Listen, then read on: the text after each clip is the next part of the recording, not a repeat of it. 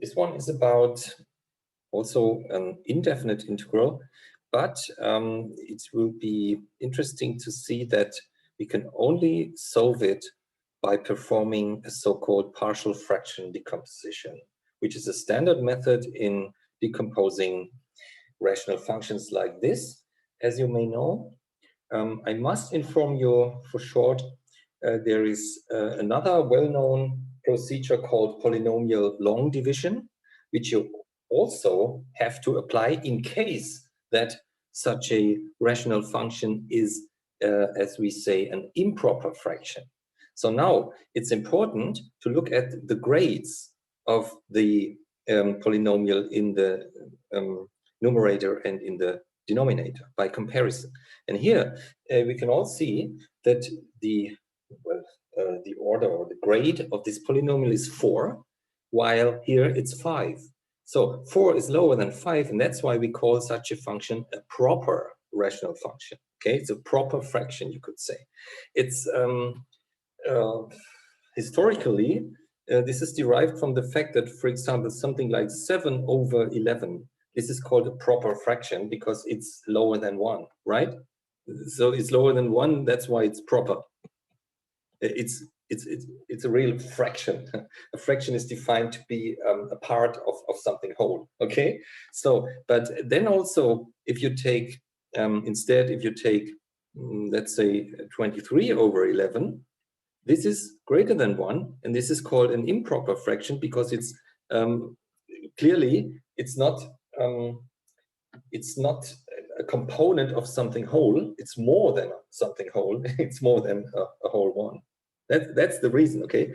And the other case where it's equal to 1, like something like 7/7, this is also called improper because it's not a fraction at all, it's just a whole thing. This was just about the wording for you to understand, and the whole idea is now transferred to these fractions, which are functions of variable x.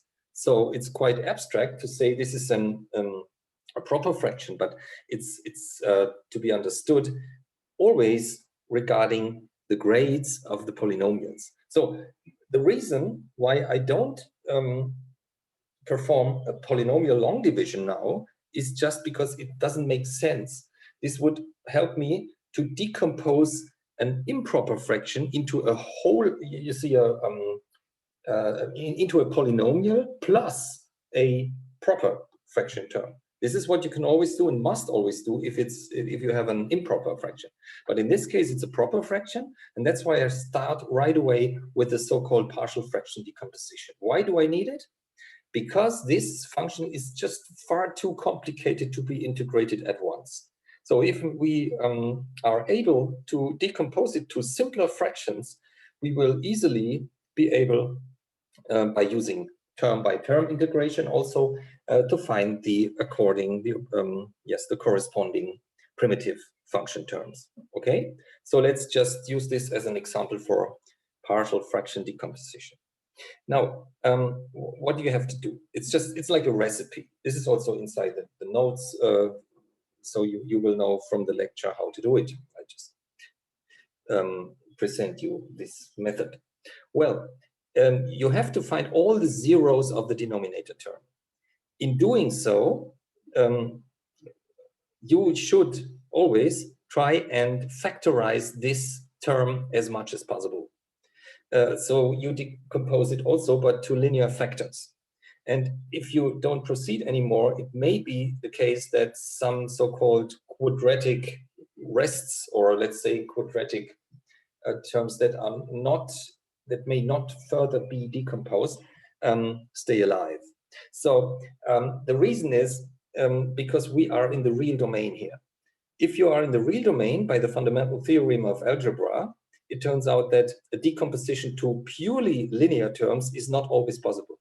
There is, I must tell you, there is a version of the partial fraction decomposition method inside the complex domain, which is far more general and allows you always to decompose the denominator to linear factors only. This is what you all know. But Since we are restricted to the real domain, I present you the method here in the real domain. By the way, in this example, we don't even get something like a quadratic term, which may not be decomposed, or is it? No, yes, we do, right.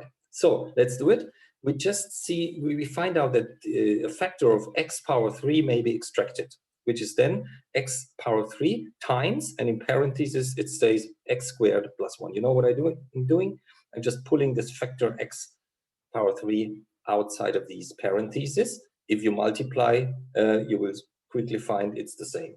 Now, this is it almost, because this is so-called linear factor for x equals 0. As you know, x itself is the simplest linear factor we can have, but it has a multiplicity of 3. This is called multiplicity, you know, of a 0.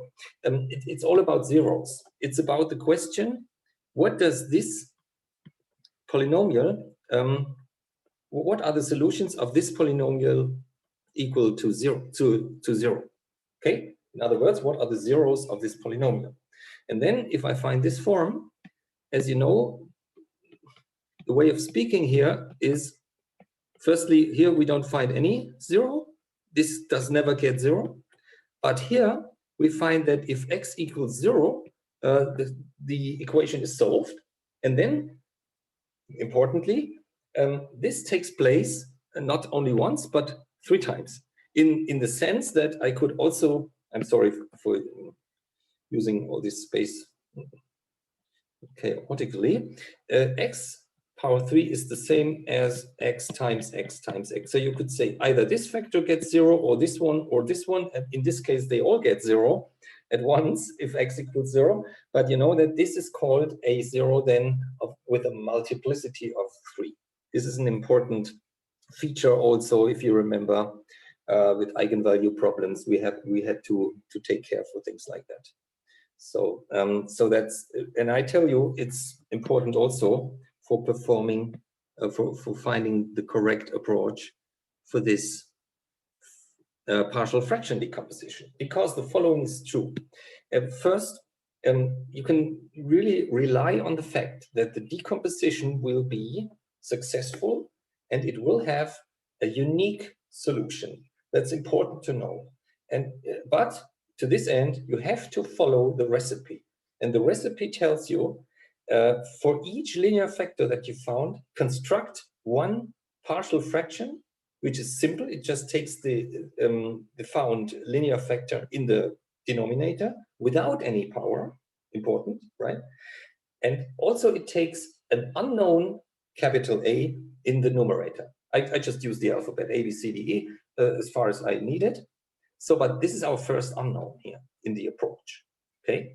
So, but the recipe also says that in addition, you need another partial fraction of this sort, also with a pure, simple, unknown, capital B here, in the numerator. But then, this time in the denominator, you have to increment the power of x. So here's x power 1, next is x power 2, then even the next step is x power 3, and then it's done, because the multiplicity of this linear term here is exactly equal to 3. So what you do is you count, you start counting with power exponent 1, and then you just, yeah, you just increase it by 1, power 1, power 2, power 3, until you reach the given multiplicity. So it's quite a simple procedure. The third partial fraction goes then plus c over x power 3. So that's our third unknown, capital C. And then we have another term, which is, as you all know, a quadratic term, which cannot be further decomposed inside the real domain. That's why we just keep it, okay, and use it as a denominator of another partial fraction. So the next step is plus this one. And then this is just another rule. If this is quadratic and cannot be decomposed, you have to compensate this fact by using a linear term in the approach for the numerator. So this time I don't just put capital D here, but I say capital D times x plus capital E. Okay, that's what I do.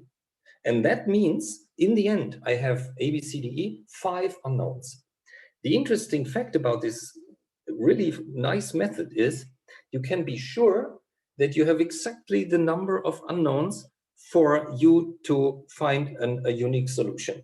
Because, next step is important, what we do is, since this is a fractional equation now, so the original fraction equal to this decomposed version, and in order to solve it for A, B, C, D, E, we have to, or we should really try and get rid of the fraction lines.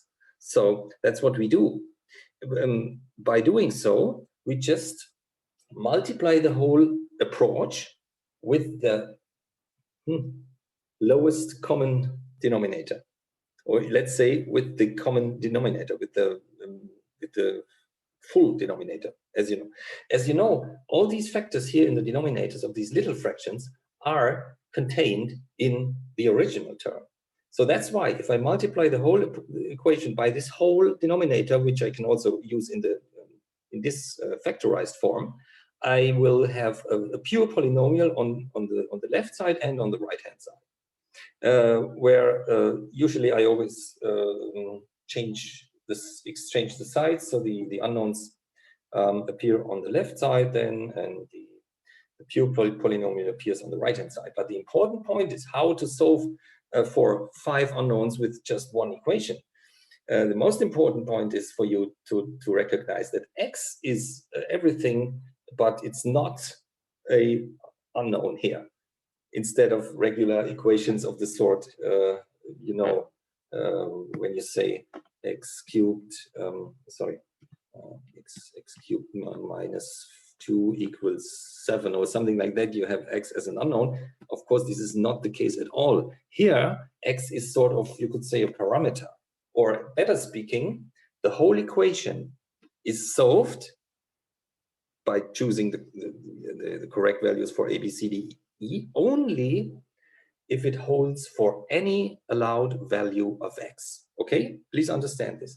This equation must hold for any value of x. Only then the decomposition, the decomposed version of this function is exactly equivalent to the original function. That's what we need. And this allows us to perform a famous so-called method of equating coefficients. Okay, so what do we do? Let's see. First of all, I multiply, this is lowest common denominator, shortened, okay? It doesn't stand for liquid crystal display, sorry. It's the same wording, same letters. Now, what happens if I multiply this whole expression on the first partial fraction? Well, it shortens by a factor of x. So in the numerator, I get a times x squared times parentheses x squared plus 1, you see? And this is what I then, in the next step, this is a little shortened, I will just multiply this. I will remove the parentheses. Just try and follow me. I shorten one factor of x. Then I get my a, capital A, times this whole term without one factor of x. So a, well, look here. I would get a times x squared only times x squared plus 1 in parentheses. That's what I get. And now I remove the parentheses and I get a times x squared, which is a times x power 4, plus a times x squared times 1, so plus a times x squared. That's all I do. I do the same thing for the second, third, and fourth partial fraction. Here, it shortens by x squared, okay, here by x cubed, and then the whole quadratic, in this case, dx plus e, in parentheses gets multiplied with x power 3 because this one cancels out against here, right? So that's what I do. I remove all the parentheses. You can just check it. And in the end, I get this a times x power 4 plus a times x squared plus b times x cubed plus b times x plus c times x squared plus c alone. Look where it comes from. It's due to the fact that x cubed cancels out, and c times this parenthesis gets me c times x squared plus c times 1. So it's c times x squared, sorry, plus c alone. That's purely constant here. The other terms all contain powers of x by so far, okay? Now, and the last one, dx plus e multiplied by x power 3 in the end, which is dx power 4 even again, and then plus, well, you just have to remove parentheses then plus e times x power 3, and that's it. And now please look carefully, sort this by powers of x. Ideally, I didn't do it, I just looked. Did I? Yes, I did, shortly. And then, but also don't forget the other side of the equation, which is now the remaining numerator of this original fraction, which is x power 4 minus x squared minus x minus 2. As you can see here, I put this in a certain special form so we can more easily compare the coefficients, right? Or equate the coefficients. Look, this is 1 times x power 4 plus, no, there's no term about x power 3, okay? There's no term containing x power 3. So I just explicitly write plus 0 times x power 3, just in order to use it. Then minus 1 times x squared, that's the next one, and also minus 1 times x, and then minus 2 constant. Now look what I'm doing. I underline in golden color all the coefficients in on my left side of the equation containing x power 4, which is this one, a, and this one, d. So I can, I can combine these now again by putting a plus d in parentheses and then times x power 4. That's all I have containing this strongest power of x. But now understand that since on the other side I have 1 times x power 4, it must be the case that the sum of a plus d is equal to 1. Otherwise, this equation would never hold for all values of x. But that's what we need, right? And since there's no term at all containing x cubed here in the original numerator, I must equate all the terms collected. You see, b times x cubed plus e times x cubed, which I combined to be parentheses b plus e times x cubed. This coefficient must be 0. Otherwise, I would get a contradiction in this equation. Always remember, it must hold for any value of x. So that's our next fact that we must fulfill. And so it goes on, right? So I have, what is next? Yeah, quadratic terms. A times x squared plus c times x squared, that's it. I can also combine them here, a plus c times x squared, here in parentheses. And I find that in the denominator or on the other side of the equation, I have a coefficient of -1. So a plus c must be -1. And next, -1 also for the linear term here, b times x, that's all. It's the only linear term here by approach. And so b times x must be -1. Okay, that's directly equal. And also, we just have a single pure constant here remaining, which is c, and we have a -2 on the other side. So now here you can see, for example, if I choose x equal to 0, all these terms disappear except for c and -2. These are the only ones which are really constant and not containing x. So that's the proof why definitely for this equation to hold in general, c must be equal to -2. You see what I'm doing now? I'm recursively using these colored underlined equalities, so that let's start with the simple ones. C must be equal to -2. I just wrote it here. And also blue color, B must be equal to -1. Or you can also take it from here, yeah? B equal -1. These two may be inserted in the other equations. For example, since a plus c must be -1, okay, here it is. I can use that c equals -2, so I get a plus -2 equals -1. Here it is. And then isolating a, adding 2 on both sides, I get a equals 1. And once again, I can, for example, this was first, b equals -1 can be inserted in this equation, which is now this time for the orange terms, actually. I use the same colors for you to understand that this comes from the violet result, this comes from the blue result, etc. But don't care, okay? So b plus e must be equal to 0. But since b equals -1, I get, here it is, -1 plus e equal to 0, and then isolating e equals 1 again. And finally, a has been evaluated to be equal to 1. Inserting here 1 plus d equals 1, which means in the end that d equals 0. And this is something that can happen It happens relatively often. Now go back to the approach, and please don't tell me as a critique to say, you just told us we need a linear term in the approach here because this is a quadratic term, and now it turns out that the linear coefficient gets 0. So in the end, we still have just a simple unknown remaining. Now, in this example, yes, this is correct. But in general, it holds that depending on which numerator term you have, it will often happen that this d coefficient will be unequal to 0. So please believe this is the correct approach. And also, by the way, since I told you that the whole technique should only be used for proper fraction, for proper rational functions, right? Means that since the denominator grade is equal to 5, the grade in the numerator is at most equal to 4. So now we have understood that equating coefficients is the only method to solve for our unknowns. It means that the number of unknowns we can determine equals, look, constant, linear, quadratic, cubic, grade 4. It equals 1, 2, 3, 4, 5.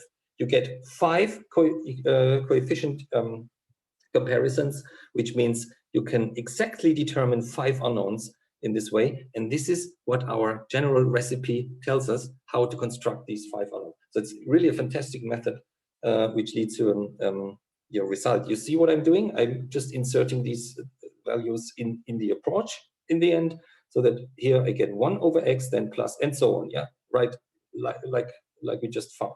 The values as just presented. A equals 1, B equals -1, C equals -2, E equals D equals 0, and E equals 1. In the end, you get 1 over x minus 1 over x squared minus 2 over x cubed plus 1 over x squared plus 1.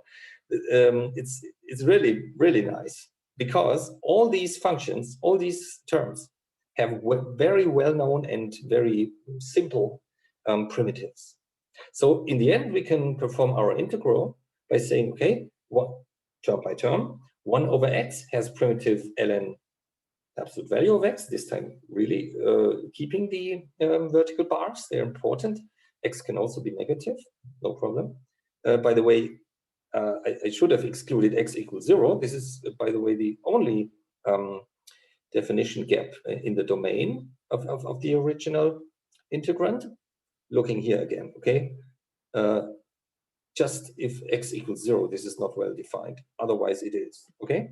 Then next is, please remember, this is -1 over x squared can be written as to be negative x power -2. Then by integration rules, you get +1 over x as a primitive of this one. And much the same, this is -2 times x power -3, and integrating gets you +1 over x squared. And here, this is very famous, we've had it before, this is the derivative of the arctangent.